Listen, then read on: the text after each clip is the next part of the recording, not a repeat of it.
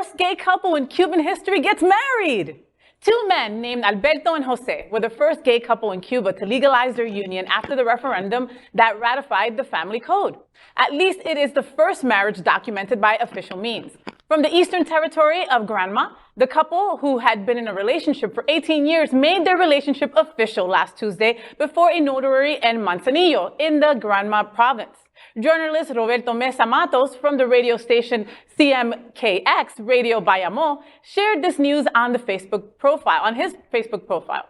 The National Center for Sex Education, Senasex, also shared the information on its social networks.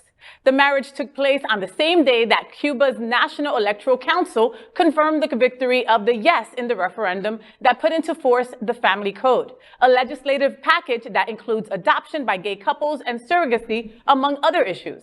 The wedding ceremony was held in the house shared by the men. Alberto said, quote, "Well, I never thought they would approve the code here, but we always wanted it," end quote.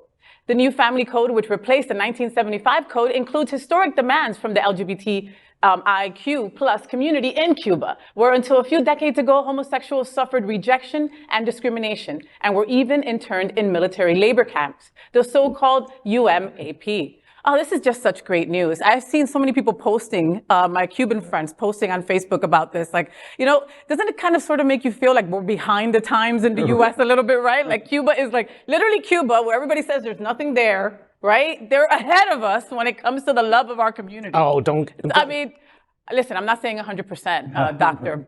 Bobby Hewen, but I'm just saying that, like, you know, it was a surprise. Just like both gentlemen were surprised that this would ever happen. And look, like now they became the first ones. Que lindo. Congratulations to them. And honestly, trust me, I'm also surprised when Taiwan passed, like, ruled that same-sex, figured out same-sex marriage, legalized same-sex marriage, the first Asian country to do so. And, you know, we have to cheer that the leadership in Cuba. Well, first note, you hear very little on the fact that this was a democratic election process in Cuba. Right. Where am I reading that over and over and over again? Well, we're not, because that doesn't fit the narrative of what we want to say about the island first. If this was a democratic process, people in Cuba says it was a democratic process. People are celebrating it across the island. Does it solve all of the woes? Of course it does not. But while it doesn't solve all of the issues of Cuba, can't we take a moment to celebrate that the democratic process, for the first time ever since 1959, happened? And it happened over gay.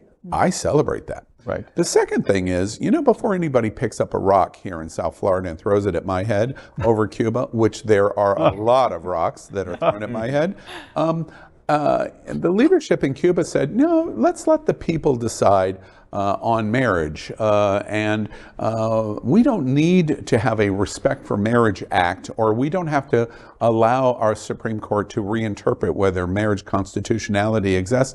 Let the people decide.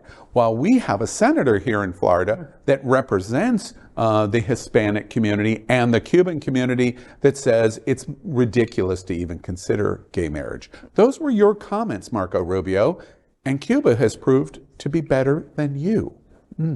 Very disappointing. LGBTQ plus news is vital for our community and for the broader world as a whole. We have enough enemies at Fox News. Tucker, Sean, and Laura are loud. We need passionate allies. Happening Out Television Network, Queer News Tonight, and It's Happening Out are literally out of the closet and into the headlines. Our community needs your support. Like this broadcast and subscribe now to ensure the growth of the entire LGBTQ plus community.